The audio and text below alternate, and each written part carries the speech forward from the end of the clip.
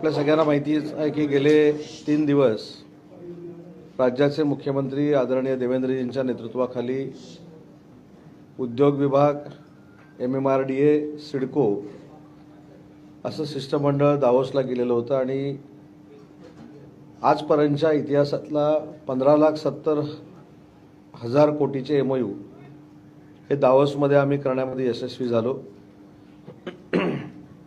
या संदर्भात राज्याचा उद्योग मंत्री म्हणून मला सांगताना आनंद होतोय। सलग 3 वर्ष दावोसला जाण्याचा योग माझ्या नशिबी आला आणि त्याचं कारण माननीय एकनाथ शिंदे साहेबांनी मला राज्याचा उद्योग मंत्री केलं। पण हे आपल्याला नाकारता येणार नाही की मागच्या 2 वर्षात देखील 7.5 लाख कोटीचे MOU हे राज्यामध्ये झालेले होते। पहिल्या वर्षी 1,37,000 कोटीचे MOU आम्ही दावोसमध्ये केले। दुसऱ्या वर्षी 3,70,000 कोटीचे MOU आम्ही दावोसमध्ये केले आणि त्याच्यानंतर दावोसमधनं आल्यानंतर देखील आम्ही जवळजवळ 2.25 लाख कोटीचे MOU हे महाराष्ट्रात आल्यानंतर केले। आणि हे सगळे MOU झाल्यानंतर आणि व्हायच्या अगोदर घडलेला आहे आणि म्हणून मी जबाबदारीनं सांगतो 1,37,000 कोटीची आकडेवारी पाहिजे ती देखील देतो आणि मागचे 2-4 प्रकल्पाबाबत मी आपल्याला इथं सांगतो। जेम्स अँड ज्वेलरी पार्क जो होता, जो नवी मुंबईमध्ये आम्ही करतोय, त्याचा 50,000 कोटीचा MOU तुम्ही येणार असेल तर किंवा तुमचे सहकारी जर असतील तर तुम्ही गडचिरोलीमध्ये काही लोकांना पाठवा। लॉइड्स नावाची कंपनी जिनं 35,000 कोटीचा MOU केला, त्याला आम्ही जागा दिली, त्यांना आम्ही परवानग्या दिल्या, त्यांचं देखील काम तिथे सुरू झालेलं आहे। जोशी नावाचे जे उद्योजक आहेत त्यांनी 10,000 कोटीची गुंतवणूक करण्याचा निर्णय केला होता, त्याचं भूमिपूजन स्वतः देवेंद्रजी, मी आणि अजितदादांनी जाऊन गडचिरोलीमध्ये केलेलं आहे। रायगडमध्ये JSWचा 20,000 कोटीचा जो प्रकल्प आहे त्याचं लँड ॲक्विजिशन प्रोसेस सुरू आहे। त्याच्यानंतर कोका कोलाचा जो प्रकल्प आहे रत्नागिरीचा, तो उत्पादन क्षमतेपर्यंत येऊन थांबलेला आहे। म्हणजे आता 2-4 महिन्यामध्ये कोका कोलाचं उत्पादन देखील सुरू होईल। त्याच्यानंतर महिंद्रा अँड महिंद्राचा 10,000 कोटीचा जो प्रकल्प होता, त्याला 300 एकरची जागा पाहिजे पुण्यामध्ये, ती लँड ॲक्विजिशन करून द्यायची प्रोसिजर सुरू आहे। तर मला असं वाटतं की उगाचच ह्याच्यावर प्रश्नचिन्ह निर्माण करण्यापेक्षा आपल्याकडे अनेक आयुक्त आहेत, विधानसभा आहे, विधान परिषद आहे, माहितीचा अधिकार आहे, याच्यामध्ये जाऊन जनतेला एकदा कळू दे ना की मी जो व्हाईट पेपर काढला माननीय एकनाथ शिंदे साहेबांच्या नेतृत्वाखाली तो योग्य आहे की अयोग्य आहे। आणि म्हणून मी वारंवार सांगितलं की ज्यांनी दावोसला जाऊन 95,000 कोटीचे MOU केले होते, त्याच्यातला एक प्रकल्प हा 50,000 कोटीचा एनर्जीचा होता, पण तो आजही सापडला नाही। तो MOU देखील सापडला नाही, तो उद्योजक देखील सापडला नाही, परंतु दावोसला मात्र उद्योग मंत्र्यांबरोबर तत्कालीन ऊर्जा मंत्री गेले होते, त्यावेळी जो MOU झाला तो देखील सापडलेला नाही। आणि अशा पद्धतीची परिस्थिती काय महायुतीच्या सरकारमध्ये नाही। म्हणून मी वारंवार सांगितलं की 2 वर्षामध्ये जे विक्रमी MOU झाले माननीय शिंदे साहेबांच्या नेतृत्वाखाली, तीच प्रथा माननीय देवेंद्रजींच्या नेतृत्वाखाली यावर्षी देखील अबाधित राहिली आणि यावेळी विक्रमी 15,70,000 कोटीचे MOU करून ती गुंतवणूक महाराष्ट्रामध्ये आणण्यामध्ये मी यशस्वी झालो। आता ते कुठच्या सेक्टरमध्ये आहेत, कुठचे प्रकल्प आहेत, याबाबत सन्माननीय मुख्यमंत्री सायंकाळी 7 वाजता दावोसवरनं पत्रकार परिषद घेणार आहेत, ते आपल्या सगळ्यांची चर्चा करतील। परंतु ही पत्रकार परिषद घेण्यामागचा उद्देशच एवढा होता की एखादं चांगलं काम करत असताना कशा पद्धतीनं खोटं नाटं सांगून लोकांची दिशाभूल केली जाते याचं मूर्तिमंत उदाहरण म्हणजे मागच्या 2-3 दिवसातल्या पत्रकार परिषदा आहेत। त्यात राजकीय देखील पत्रकार परिषदा झाल्या। राजकीय पत्रकार परिषदेमध्ये अनेक लोकांनी आपापल्या स्टेटमेंटमधनं दिवे लावले आणि दिवे लावत असताना माझ्या नावाचा उपयोग केला। पण एक माझ्या लक्षात आलं की स्वतःच्या राजकीय अस्तित्वाचा अस्त होत असताना माझ्या नावाचा उपयोग करून तो स्वतःचा राजकीय उदय करून घेत आहे, त्याच्यामुळे ही अतिशय चांगली बाब आहे। माझ्या दृष्टीनं मला ते मोठं करतायत। परंतु एक महत्त्वाची गोष्ट आहे की कितीही एकनाथ शिंदे साहेबांबद्दल आणि माझ्याबद्दल सांगून आमच्या दोघांमध्ये दरी निर्माण करण्याचा प्रयत्न केला तर ती कदापि होणार नाही। त्याच्यामुळे हे राजकीय बालिशचाळे काही लोकांनी थांबवले पाहिजेत।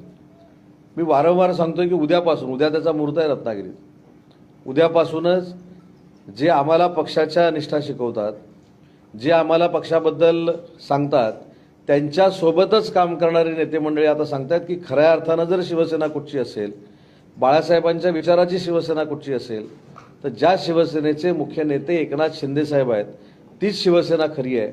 आणि म्हणून उद्यापासून अखंड महाराष्ट्रामध्ये जसा माननीय शिंदे साहेबांचा आभार दौरा सुरू होईल, त्याच आभार दौऱ्यामध्ये किंवा नंतर फार मोठे पक्षीय बदल झालेले आपल्याला दिसतील. उबाठाचे अनेक पदाधिकारी हे आमच्या पक्षामध्ये आलेले दिसतील शिंदेसाहेबांच्या नेतृत्वाखाली. त्याच्यामुळे नाहक बालिश पद्धतीनं आरोप प्रत्यारोप करणं हे राजकीयदृष्ट्या फार चुकीचं आहे असं माझं मत आहे. आणि म्हणून जे 15,70,000चे जे MOU झालेले आहेत त्याचा देखील बेस आमच्याकडे आहे. मला सांगताना आनंद होतो की त्याच्यातले अनेक प्रकल्प ज्याच्या कॅबिनेट सब कमिटी माननीय एकनाथ शिंदेसाहेब मुख्यमंत्री असताना झालेले आहेत, ते देखील MOU आम्ही केलेले आहेत. त्याच्यामुळे मला असं वाटतं की सांघिक पद्धतीनं देवेंद्रजी, एकनाथ शिंदेसाहेब आणि अजितदादा या सरकारमध्ये काम करतायत. आणि त्याचीच प्रचिती जो सरकारवर आमच्या महाराष्ट्राच्या जनतेनं विश्वास टाकला होता ते पात्र ठरवण्याचं काम आम्ही अतिशय प्रामाणिकपणानं दावोसला जाऊन केलं आहे. माननीय मुख्यमंत्री उद्या पुन्हा भारतामध्ये, महाराष्ट्रामध्ये, मुंबईमध्ये येत आहेत. परंतु आज 7 वाजता त्यांची पत्रकार परिषद आहे दावोसवरनं. त्याच्यामधनं तुम्हाला कळेल की महाराष्ट्राच्या औद्योगिक क्षेत्रामध्ये समतोल राखण्याचं काम देखील महायुतीच्या सरकारमधनं झालेलं आहे. आणि त्याच्यातली एकच बाब फक्त जी सांगतो, जी माझ्या दृष्टीनं मला अतिशय महत्त्वाची वाटते. आपल्याला सगळ्यांना एक गोष्ट महत्त्वाची माहिती आहे की रत्नागिरीमध्ये एखादा प्रकल्प जर यायचा म्हटला तर समर्थन करण्यापेक्षा संघर्ष समिती होतात अशा पद्धतीचा एक फेक नरेटिव्ह गेली कित्येक वर्ष आमच्या बाबतीतला पसरवला होता. पण दावोसच्या ह्या संपूर्ण MOUच्या प्रक्रियेमध्ये जवळजवळ 35,000 कोटीचे प्रकल्प हे रत्नागिरीमध्ये येत आहेत. त्याच्यामध्ये VIT सेमीकंडक्टरचा एक प्रकल्प जो 20,000 युवा युवतींना रोजगार मिळवून देणार आहे तो रत्नागिरीमध्ये येतोय. आणि अनिल अंबानींचा धीरूभाई अंबानी डिफेन्स क्लस्टर हे जवळजवळ 10 ते 14,000 कोटीचा प्रकल्प हा रत्नागिरीमध्ये येतोय. मी एकच तुम्हाला उदाहरण दिलं. असं अनेक जिल्ह्यामध्ये या 15,70,000 कोटीमधनं प्रकल्प येत आहेत. त्याच्यामधनं अनेक लाखो बेरोजगारांना रोजगार मिळणार आहे. आणि म्हणून या सगळ्या गोष्टीकडे सगळ्यांनीच सकारात्मक बघितलं पाहिजे. आता एखादा येणारा उद्योजक काही अडचणीमुळे परत जाऊ शकतो, परंतु वेदांता फॉस्कॉनवर आपण किती वर्ष अडकून बसणार आहोत? वेदांता फॉस्कॉन गेला हे किती दिवस सांगणार आहोत? एअरबस गेला हे किती दिवस सांगणार आहोत? BDP झाला नाही हे किती दिवस सांगणार आहोत? ज्यावेळी 1,50,000 कोटीचे प्रकल्प गेले म्हणून आमच्यावर तुम्ही टीका केली, त्याचवेळी ह्या 3 वर्षामध्ये जवळजवळ 20 लाख कोटीचे प्रकल्प हे महाराष्ट्रामध्ये येत आहेत. त्याचं थोडं तरी कुणीतरी कौतुक केलं पाहिजे. विरोधकांनी देखील ही सकारात्मकता दाखवली पाहिजे की जर उद्योजक आपल्याकडे येतोय तर त्याचं आपण समर्थन केलं पाहिजे. आणि या टीका टिप्पणी करण्यापेक्षा उद्योजकांना तुम्ही देखील कसा त्रास दिला हे आम्हाला चांगलं माहिती आहे. 3-4 वर्षापूर्वी जो प्रसंग जगात कुठे घडला नव्हता तो मुंबईमध्ये घडला, तो म्हणजे मुकेश अंबानींसारख्या एका जागतिक स्तराच्या उद्योजकाच्या घराखाली जिलेटिन ठेवणारे देखील महाभाग आपल्याला मुंबईमध्ये बघायला मिळाले. ते पहिले कुठच्या पक्षामध्ये काम करायचे, ते पोलिसांमध्ये का आले, त्यांना 100 कोटी जमा करण्याची जबाबदारी कोणी दिली, हे देखील प्रचंड मोठे प्रश्न अजून अनुत्तरितच आहेत. त्याच्यामुळे आम्हाला काही गोष्टी, निष्ठा, काम कसं करायचं हे शिकवण्यापेक्षा तुम्ही जे काही उद्योग करून ठेवलेले आहेत ते निस्तारण्यामध्ये महाराष्ट्र मागे गेला. म्हणूनच महाराष्ट्र FDIमध्ये 3 वर्षापूर्वी 2 नंबरला आणि 3 नंबरला होता. तो यावर्षी आणि सलग मागचे 2 वर्ष हा महाराष्ट्र FDIमध्ये 1 नंबरला आहे. आणि हा राजकीय सर्वे नाही तर हा RBIचा सर्वे आहे. आणि म्हणून मला आपल्याला सांगायचं आहे की त्यांना जे काही कागदपत्र पाहिजे असतील आमदाराच्या अधिकारामधनं ते घेऊ शकतात, विरोधी पक्ष म्हणून ते घेऊ शकतात. परंतु काही लोकांना प्रेस कॉन्फरन्स घेऊनच बोलायची हौस असल्यामुळं आणि जनतेला काहीतरी खोटं नाटं सांगून जनतेची दिशाभूल करण्याची सवय असल्यामुळं काही लोकांना ही सवय लागलेली आहे, ती जाणार नाही. आणि म्हणून मला या पत्रकार परिषदेतनं सांगायचं आहे की या वर्षीचे झालेले MOU, मागच्या वर्षीचे MOU आणि त्याच्या आदल्या वर्षीचे MOU हे शाश्वत MOU आहेत. हे खोटे केलेले MOU नाहीत. याच्यातनं लाखो बेरोजगार तरुण तरुणींना रोजगार मिळणार आहे. आणि याची मुहूर्तमेढ एकनाथ शिंदे साहेबांनी रोवली. आज देवेंद्रजींच्या नेतृत्वाखाली देखील फार मोठ्या पद्धतीनं उद्योजक आम्हाला भेटले. अनेक उद्योजकांनी सांगितले की आम्हाला महाराष्ट्रामध्ये यायचं आहे. त्याच्यामध्ये फूड प्रोसेसिंग असेल, त्याच्यामध्ये मॉल संस्कृती जी आहे ती मॉल संस्कृती असेल, डेटा सेंटर असतील, EV व्हेकल असेल, वॉटर सप्लायच्या वेगवेगळ्या योजना असतील, या सगळ्या गोष्टीमध्ये दावोसमध्ये मुख्यमंत्री महोदयांच्या नेतृत्वाखाली अनेक बैठका झाल्या. त्या सगळ्या बैठकांकडे सकारात्मक बघितलं पाहिजे. आणि एक जे मला जाणवलं ते आपल्याला देखील जाणवलं असेल की माननीय एकनाथ शिंदेसाहेब प्रतिक्रिया देत नाहीत, कोणाबद्दल वाईट बोलत नाहीत, कोणाला स्वतःहून दुखवायला जात नाहीत, किंवा दुखवतच नाहीत. अशा सर्वसामान्य कुटुंबातनं मोठा झालेल्या एका नेतृत्वावर कशा पद्धतीनं घाणेरडे आरोप, प्रत्यारोप आणि बदनामी केली जाते आपण सगळ्यांनी बघितलेलं आहे. परंतु 237 आमदार निवडून आल्यानंतर आणि देवेंद्रजी फडणवीस मुख्यमंत्री झाल्यानंतर काही लोकांच्या देवेंद्रजींकडच्या वाऱ्या किती सुरू झालेल्या आहेत हे देखील आपण बघितलेलं आहे.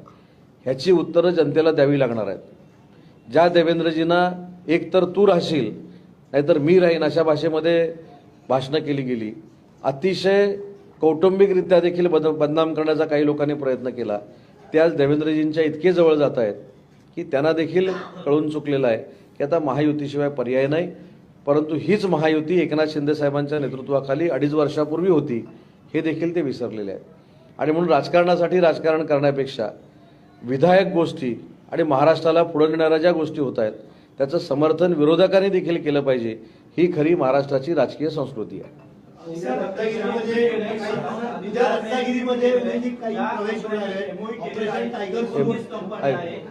आदित्य ठाकरे यांनी ट्विट केलेलं आहे. या 29 कंपन्यांनी MOU साईन केलेले आहेत राज्य सरकारसोबत. त्यापैकी जवळपास 20 कंपन्या या महाराष्ट्रातल्याच आहेत, 15 कंपन्या मुंबईत आहेत असं त्यांनी सांगितले. फक्त एकच कंपनी आउट ऑफ. नाही, पण ह्याच्यामध्ये वावगं काय? एक मिनिट. ज्या 29 कंपन्या त्यापैकी 20 कंपन्या मुंबईतल्या आहेत आणि 4 कंपन्या पुण्यातल्या आहेत. या सगळा खटोट आहे तो पर्यावरणासाठी किंवा पर्यटकासाठी केला असं आहे. प्रत्येक जण प्रत्येकाच्या चष्म्यातनं बघत असतो. असं जर असेल तर तो 50,000 कोटीचा एनर्जीचा प्रकल्प देखील महाराष्ट्रामध्ये होऊ शकला असता 4 वर्षापूर्वी, बरोबर ना? तेव्हा डावसला जायची आवश्यकता नव्हती, तो पण इथं होऊ शकला असता. त्याच्यामुळे आरोप प्रत्यारोपाकडे मला काय बघायचं नाही आणि त्यांना उत्तर देखील द्यायचं नाही. पण मला असं वाटतं की महाराष्ट्रातला इंडस्ट्रियलिस्ट, मुंबईतला इंडस्ट्रियलिस्ट किंवा भारतातला इंडस्ट्रियलिस्ट जागतिक स्तरावरच्या प्लॅटफॉर्मवर जाऊन महाराष्ट्रासोबत जर MOU करत असेल तर महाराष्ट्राचं नाव जागतिक स्तरावर मोठं होतंय याचा अभिमान काही लोकांना पाहिजे. आणि तिथं अनेक लोक जात असतात, अनेक लोक म्हणजे ज्यांचा इंडस्ट्रीशी काही संबंध नाही अशी लोक देखील महाराष्ट्राचं कौतुक करायला स्वतःच्या पैशानं तिथे येतात. त्याच्यामुळे महाराष्ट्रातला इंडस्ट्रीज जाऊन जर FDI आणत असेल तर आपल्याला अभिमान पाहिजे ना. उद्या मराठी माणसानं उद्योजक म्हणून दावोसमध्ये MOU केला आणि बाकीच्या सगळ्या फॉरेन कंपनीपेक्षा तो जास्त FDI आणणार असेल तर आपल्या सगळ्यांना अभिमान असला पाहिजे. त्याच्यामुळे ते मुंबईतच का झाले, दिल्लीतच का झाले, डावोसलाच का झाले, मग 4 वर्षापूर्वी देखील डावोसला का गेले हा प्रश्न निर्माण होईल. पण त्या प्रश्नामध्ये मला जायचं नाही. आम्ही जे केलेलं आहे ते महाराष्ट्राच्या उन्नतीसाठी आणि महाराष्ट्राला जागतिक प्लॅटफॉर्मवर दर्जा मिळण्यासाठी गेली 3 वर्ष सातत्यानं आम्ही प्रयत्न करतो. ऑपरेशन टायगरची सुरुवात रत्नागिरीपासून होते. काय मोठे पक्षप्रवेश उद्या होणार आहे, काय असेल ऑपरेशन टायगर? नाही, ऑपरेशन टायगर जे आहे ते मला असं वाटतं की उद्यापासून रत्नागिरी विधानसभा मतदारसंघातनं सुरुवात होते आणि मी उद्या जात असल्यामुळे ते उद्या आपल्याला त्याची म्हणजे आपल्याला असं वाटतं की उद्याच सुरू होणार आहे. पण ऑलरेडी रत्नागिरी जिल्ह्यामध्ये गेले 8-10 दिवस उदाहरणार्थ लांजा राजापूर जो मतदारसंघ आहे तिथल्या उपजिल्हा प्रमुखांनी प्रवेश केला आहे, तिथल्या तालुका प्रमुखांनी प्रवेश केला आहे. मी जे जबाबदारीनं सांगितलं की 10 माजी आमदार प्रवेश करणार आहेत, उभाटाचे उमेदवार लढलेले प्रवेश करणार आहेत, त्याच्यातले 2 ते 3 माजी आमदार हे रत्नागिरी जिल्ह्यातले आहेत, ते देखील प्रवेश करतील. काही माजी आमदार हे पश्चिम महाराष्ट्रातले आहेत, ते देखील एकनाथ शिंदे साहेबांच्या नेतृत्वाखाली प्रवेश करतील. काही खासदारकीचे लढलेले उमेदवार आहेत, ते देखील एकनाथ शिंदे साहेबांच्या नेतृत्वाखाली प्रवेश करतील. आणि काही लोक म्हणतात आम्ही देखील प्रवेश करू असं काही लोक सांगतील, परंतु ते स्वतःहून जरी प्रवेश करणार असतील तरी त्यांना आम्ही घेणार नाही. म्हणजे आता वाचलं ते मी सांगितलं नाही. राजन साळवी हे काय कोकणातले एकच माजी आमदार नाही आहेत. त्यांच्या अगोदरपासून वंदनीय बाळासाहेबांवर प्रेम करणारे अनेक शिवसेनेचे कडवट शिवसैनिक हे कोकणामध्ये विशेषतः रत्नागिरी जिल्ह्यामध्ये आहेत. काल त्याची थोडीशी झलक आमचे सहकारी आमदार निलेश राणेंनी सिंधुदुर्गामध्ये देखील दाखवलेली आहे. तेव्हा अनेक चांगले पदाधिकारी आम्हाला मिळत आहेत. अनेक मोठमोठे महानगरपालिकेचे नगरसेवक आमच्याकडे येत आहेत, माजी नगरसेवक, अनेक सभापती आमच्याकडे येत आहेत, जिल्हा प्रमुख आमच्याकडे येत आहेत. आता उदाहरणार्थ सांगलीच्या परिसरातली पूर्ण उबाटाची जी कार्यकारिणी आहे ती आमच्याबरोबर प्रवेश करते. म्हणजे पश्चिम महाराष्ट्रात देखील फार मोठं परिवर्तन उबाटातून शिवसेनेमध्ये होणार आहे. विद्यमान आमदार आणि खासदार यांच्याबरोबर सुद्धा काही एमओयू करार झालेले आहेत. ते कधी अंमलात आणणार? नाही, ते इंडस्ट्रीचे एमओयू हे 3 वर्ष लागतात. पण ह्या एमओयूसाठी मी सांगितलं ना 3 ते 6 महिन्यात हे ठरलेलं आहे. आणि मी त्या विषयाशी ठाम आहे. आजही पुन्हा एकदा सांगतो की माझ्यावर किती आरोप प्रत्यारोप टीका 20 आमदार 40 आमदार काही करू देत, पण मी सांगतो की या 2 ते 3 महिन्यामध्ये लोकप्रतिनिधी काँग्रेसचे उबाठाचे हे नक्की एकनाथ शिंदे साहेबांचं नेतृत्व स्वीकारतील.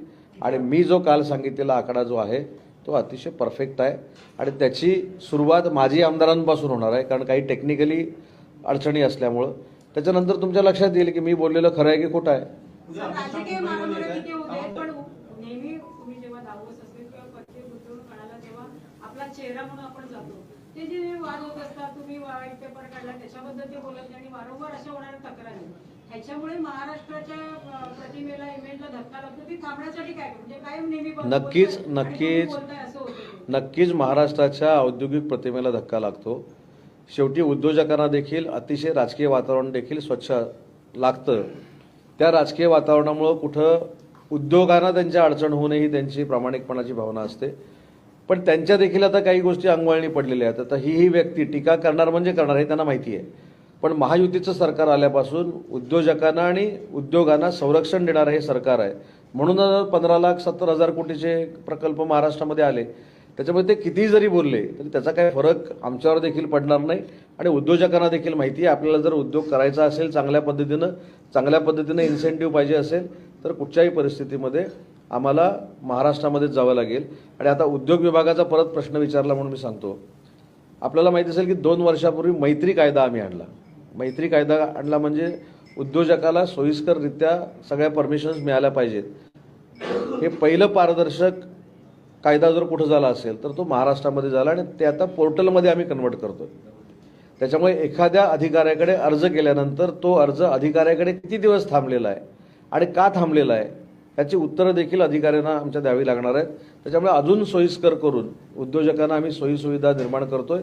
आणि त्याचाच एक भाग म्हणून गेल्या 3 वर्षामध्ये विक्रमी गुंतवणूक ही महाराष्ट्रामध्ये येते. परदेशातले मराठी साहित्य त्यांना जे अनुदान दिलं जातं ते बंद करावं अशी मागणी श्रीपाद फडणवीस करतात. परदेशातले मराठी साहित्य त्यांना मराठी विश्व मराठी साहित्य संमेलन जे पुण्यात होत आहे 31 त्याला जे परदेशी पाहुणे येतात त्यांना विमान खर्चाची आणि प्रत्येकी 75,000 रुपये अनुदान दिलं जात आहे. मात्र जेव्हा दिल्लीला जे होणारं अखिल भारतीय मराठी साहित्य संमेलन तिकडे काही रेल्वेची पण सूट दिली जाते असं आरोप केला होता. नाही, दोन गोष्टी आहेत. मराठी साहित्य संमेलनाला मागच्या वर्षीपासून शासनानं 2 कोटी रुपये द्यायचा निर्णय घेतलेला आहे. ते आम्ही मराठी साहित्य संमेलनाचे संयोजकांकडे देतो. त्या 2 कोटी रुपयाचं त्यांनी काय करायचं हा त्यांचा अधिकार आहे. विश्व मराठी संमेलन आणि मराठी साहित्य संमेलन हे 2 भाग वेगवेगळे आहेत. विश्व मराठी संमेलन हे मराठी भाषेला केंद्रबिंदू मानून आम्ही करतो.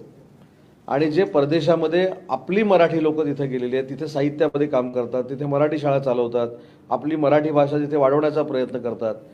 परंतु तिथून इथं येणं म्हणजे मुंबईवरनं पुण्याला जाण्यासारखं नाही किंवा पुण्यावरनं मुंबईला येण्यासारखं नाही. आणि अशी मराठी लोक आपल्या मराठीचं नाव जर परदेशामध्ये करत असतील तर त्यांना आणण्यासाठी आम्ही सगळा खर्च देत नाही. US मधनं यायचं असेल तर किती खर्च द्यायचा, UK मधनं यायचं असेल तर किती खर्च द्यायचा, UAE मधनं यायचं असेल तर किती खर्च द्यायचा, हा फॉर्मॅट ठरलेला आहे. पण या वर्षीपासून असा एक दुसरा मी निर्णय घेतलेला आहे की जे आपले ग्रामीण भागातले साहित्यिक आहेत त्यांना जे आमच्याकडे यायचं आहे, मराठी विश्वसंमेलनाला यायचं आहे, त्यांना देखील राहण्याची व्यवस्था कशा पद्धतीनं करता येईल हे देखील धोरण आम्ही स्वीकारलं आहे. या वर्षीपासून मराठी विश्वसंमेलनामध्ये सगळ्यात सिनियर जे साहित्यिक आहेत, ज्यांनी जागतिक स्तरावर त्यांचं साहित्य पाठवलेलं आहे, मराठी भाषा पाठवलेली आहे, त्या पद्मश्री मधु मंगेश कर्णिकांना आपण तिथे पुरस्कार देतो. यावर्षीपासून तो पुरस्कार आपण सुरू केला आहे. दुसरा युवा पुरस्कार एक सुरू केला आहे, तो म्हणजे मराठीच्या साहित्यापासून आज जी व्यक्ती सेलिब्रिटी बनलेली आहे अशा रितेश देशमुखचा देखील आपण सत्कार करण्याचा निर्णय घेतलेला आहे. आणि हे विश्व मराठी संमेलन जे आहे हे आता फक्त ज्येष्ठांसाठी राहणार नाही, तर युवा मराठी संमेलन देखील होईल, युवा मराठी साहित्य संमेलन देखील होईल, पंकजी तुमच्यासाठी त्याचा उपयोग होईल, आणि बाल साहित्य देखील होईल, आणि महिला साहित्य संमेलन देखील होईल. मला असं वाटतं की साहित्यिक हे सगळे आमच्या दृष्टीनं सिनियर आहेत, ज्येष्ठ आहेत, त्यांच्या काही शंका असतील त्या आम्ही नक्की दूर करू. परंतु मराठी विश्वसंमेलनासाठी जी मराठी साहित्यिक परदेशामधनं येतात त्यांच्या निधीची व्यवस्था जर सरकार करत असेल तर त्याच्यामध्ये आक्षेप न घेता आपल्याला इथल्या लोकांना काय कशा पद्धतीनं सहकार्य सरकारचं पाहिजे हे जर सांगितलं तर त्याच्यामध्ये देखील आम्ही पुढाकार घेऊ. बाळासाहेब ठाकरे यांना महत्वाच्या बैठका देखील आहेत.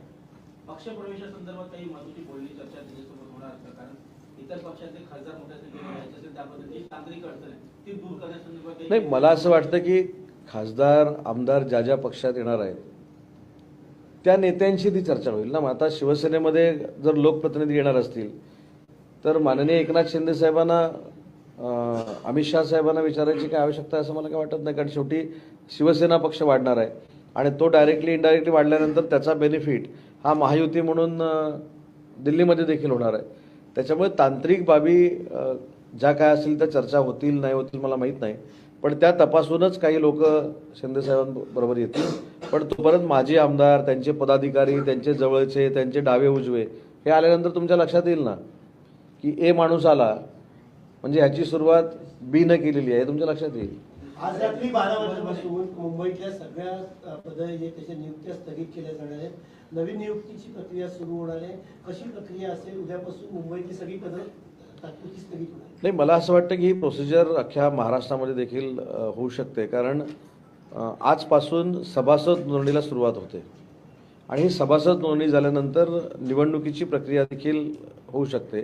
त्याच्यातनं तालुका प्रमुख नेमणं, त्याच्यानंतर आमचा जिल्हा प्रमुख नेमणं, त्याच्यानंतर पुन्हा एकदा सगळी सिस्टीम निवडणुकीची करणं हे कदाचित त्याच्यामध्ये भाग असू शकतात. त्याच्यामुळं स्थगिती दिली याचा अर्थ कोणाला काढून टाकायचं आहे हे शिंदेसाहेबांच्या डोक्यात नाही किंवा ज्यांनी स्थगिती दिली त्यांच्या डोक्यात नाही. चांगले पदाधिकारी, चांगले कार्यकर्ते ज्यांनी निवडणुकीमध्ये योगदान दिलेलं आहे, निवडणुकीमध्ये आमचा विचार हा तळागाळापर्यंत पोहोचवलेला आहे, निवडणुकीमध्ये जीव ओतून कामं केलेली आहेत, त्यांना शेवटी देखील पदं देणं हे क्रमप्राप्त आहे म्हणून कदाचित घेतलेला निर्णय असेल. बाळासाहेब ठाकरेंना भारतरत्न ज्या त्यांनी मागणी केलेली तुम्ही त्याचं समर्थन करतात का? तुम्ही देखील मागणी मी मगाशी देखील सांगितलं की हिंदू हृदय सम्राट वंदनीय बाळासाहेबांच्या बाबतीमध्ये कुठच्याही व्यक्तीनं एखादी जर चांगली मागणी केली असेल तर त्याला आक्षेप घेण्याचं काय, म्हणजे शेवटी आम्ही त्यांचा विचार घेऊनच पुढे चाललेलो आहोत. त्यांचा विचार घेऊन पुढे जात असताना त्यांनी जी काय आखून दिलेली आचारसंहिता आहे त्यावरच चालण्याचा प्रयत्न आम्ही सगळे करतोय. त्याच्यामुळे मला असं वाटतं की एखाद्या विरोधकानं देखील वंदनीय बाळासाहेबांच्या बाबतीमध्ये चांगली जर मागणी केली असेल तर ती वाईट आहे असं सांगणारे कोत्या वृत्तीचे आम्ही नाही. सावरकरांना अजूनही भारतरत्न देण्यात आला नाहीये, त्यांनी पण मागणी केलेली आहे, परंतु आता बाळासाहेबांना मागणी करण्यात येईल. आधी सावरकरांना देण्यात येईल की बाळासाहेब ठाकरे? नाही, स्वातंत्र्यवीर सावरकरांना भारतरत्न द्यावं ही कितीतरी वर्षापूर्वीपासूनची मागणी आहे. आपण प्रश्न मला विचारला की आज माननीय संजय राऊतांनी अशी मागणी केली की वंदनीय बाळासाहेबांना पण देण्यात यावं का, तर मी असं म्हटलं की वंदनीय बाळासाहेबांच्या बाबतीमध्ये एखादी गोष्ट जो कोण चांगली सुचवेल त्याला आमचा पाठिंबाच राहणार आहे. असा एक वेगळा विषय आहे. मुंबईत त्या ज्या झोपडपट्ट्या आहेत त्यांच्या डोंगराळ भागामध्ये राहतात त्या परिसरामध्ये संरक्षित भिंती बांधण्यात येतात, मात्र त्या भिंती न बांधता त्याचे फक्त पैसे लाटले गेले आणि गेल्या काही वर्षापासून सातत्याने असं होतं. लोकशाही मराठीच्या माध्यमातून आपण ते भ्रष्टाचार देखील बाहेर आणते. जवळपास शेकडो कोटी रुपये आहेत, त्याच्यावर काय कारवाई केली जात नाहीये किंवा अधिकारी देखील उत्तर देत नाही, तिथे पैसे गेले नाही. याच्यामध्ये कुठच्या खात्यामार्फत ही कामं चालू आहेत हे जर कळलं तर त्या मंत्री महोदयांना सांगून त्याची चौकशी देखील लावता येईल. हां, मग त्याचे स्वतः मंत्री आदरणीय आपले राज्याचे उपमुख्यमंत्री एकनाथ शिंदे साहेब आहेत.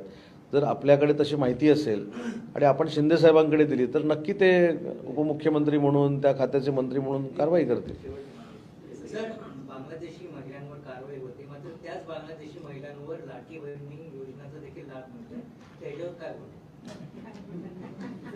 पोलिसांनी अटक केली आहे. काय बोलणार की काय बोला.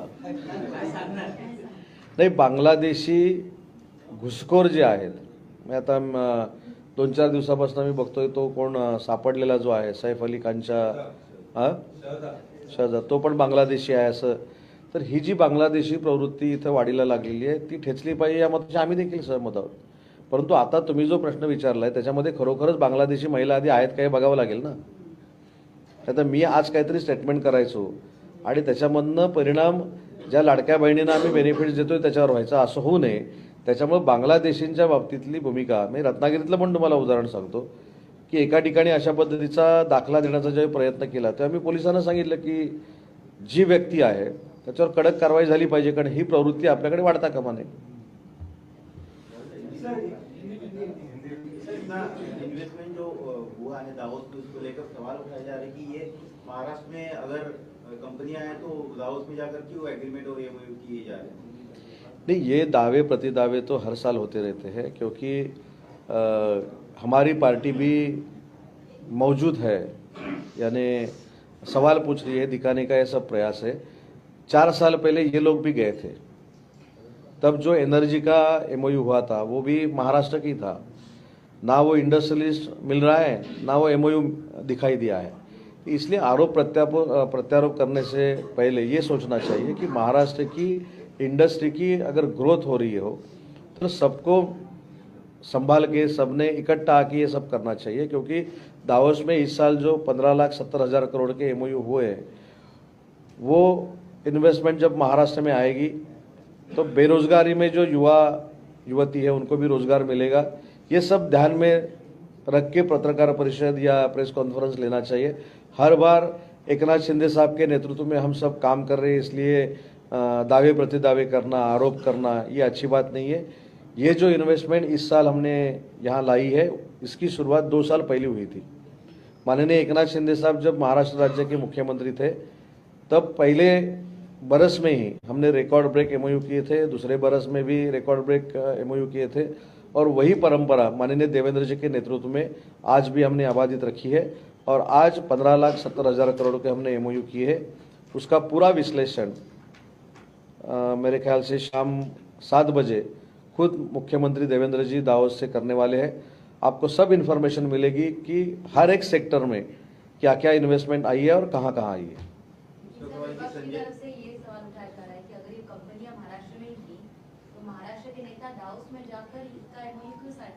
नहीं, इसका का जवाब मैंने दिया ना कि जो आरोप प्रत्यारोप कर रहे हैं वो भी 4 साल गए थे पहले दावोस में, तभी भी महाराष्ट्र के लोगों को मिले थे, तभी भी महाराष्ट्र के इंडस्ट्रियलिस्ट के साथ ही एमओयू हुए हैं. और महाराष्ट्र के इंडस्ट्रियलिस्ट के साथ एमओयू अगर बड़े प्लेटफॉर्म पे ऊपर हो जाते हैं तो महाराष्ट्र का नाम बढ़ जाता है ना.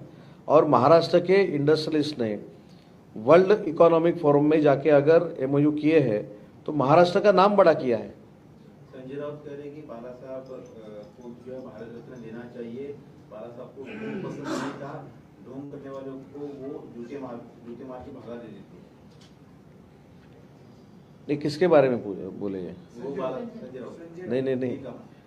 उन्होंने कहा है कि मतलब बाला साहब, हिंदू हृदय सम्राट वंदनीय बाला साहब को भारत रत्न देने की मांग उन्होंने जो की है वो अच्छा काम है, उसका हम समर्थन करते हैं. क्योंकि बाला साहब के बारे में जो कोई अच्छा बोलेगा, जो कोई अच्छा करेगा उसका समर्थन करना हमारा काम है.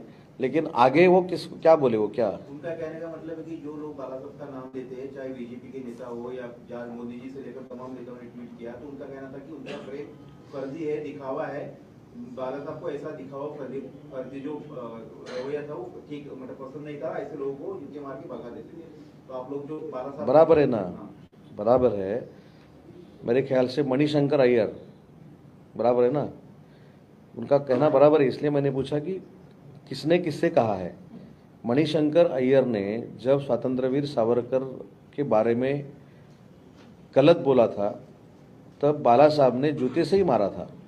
लेकिन अभी स्वतंत्रवीर सावरकर के बारे में गलत कौन बोल रहा है ये आपको भी मालूम है. अभी बोलने वालों का स्टैंड क्या है ये तो लोगों को पता चलना चाहिए. हमको भी, हम सहमत है ना कि जब स्वतंत्रवीर सावरकर को बुरी तरह से बोला गया मणिशंकर अय्यर की तरफ से, तब खुद बाला साहब ने खुद का जूता निकाल के, पैरागॉन नहीं, वो पैरागॉन लाके देने का नया और मारने का ऐसा नहीं जो 15 दिन 2 महीने पहले वो इवेंट हुआ था वैसा नहीं, खुद का जूता निकाल के मारा था। तो हम बोल रहे हैं ना, जो झूठा था, जो स्वतंत्रवीर सावरकर के बारे में ऐसा बुरा बोलता था, उसको बाला साहब ने जूते से ही मारा है। लेकिन अब जो बोलते हैं सावरकर के बारे में, उनका क्या करना है? उनके बारे में एक प्रेस कॉन्फ्रेंस होनी चाहिए ना। और 12 रत्न देने की मांग पर नहीं, वो तो मैंने बोला कि बाला साहब के बारे में जो जो कोई अच्छा बोलेगा, अच्छा करेगा, उसके साथ हम पॉलिटिकली नहीं है, लेकिन अच्छी बात जो बोलेगा उसके साथ हम हैं। लेकिन जो सरकार स्वतंत्र सावरकर को पुरस्कार नहीं दे पाई है भारत रत्न, क्या वो बाला साहब ठाकरे को देगी? चलिए, बात ऐसी है कि स्वतंत्रवीर सावरकर को भारत रत्न देने की मांग खुद हिंदू हृदय सम्राट वंदनीय बाला साहब ने की थी। अभी ये सब बोल रहे, और बाला साहब को भारत रत्न देने की मांग अभी इन्होंने की है। इसलिए मैंने बोला कि ये अच्छी बात अगर बाला साहब के बारे में कोई कहता है तो उसका विरोध क्यों करे। दूसरी बात, आपके पार्टी में या महायुति में एनडीए में आने वाले दिनों में आपने कहा कि एक बड़ी इनकमिंग होगी, महायुति और एनडीए मजबूत होगी, उससे एमपी और एमएलए कई सारे लोग जिन्होंने मेरे ऊपर 3 दिन टिक्का टिप्पणी की, उनमें से एक लीडर ने 10 घंटे पहले दावोस में मुख्यमंत्री देवेंद्र जी के साथ भी बातचीत की थी। अभी कौन है क्या है आप देखो। और मैंने जो बोला है कि 4 एमएलए उबा ठाके, 5 एमएलए कांग्रेस के, 3 एमपी उबा ठाके, 10 एक्स एमएलए उबा ठाके, ये पार्टी में आने की एकनाथ शिंदे साहब का नेतृत्व स्वीकारने की जो प्रोसीजर है वो कल से शुरू होने वाली है। अंबरनाथ जवळ मद्यधुंद ट्रेलर चालकानं उलट दिशेनं भरधाव ट्रेलर चालवत पोलिसांच्या गाडीसह किमान 50 वाहनांना धडक दिली आहे।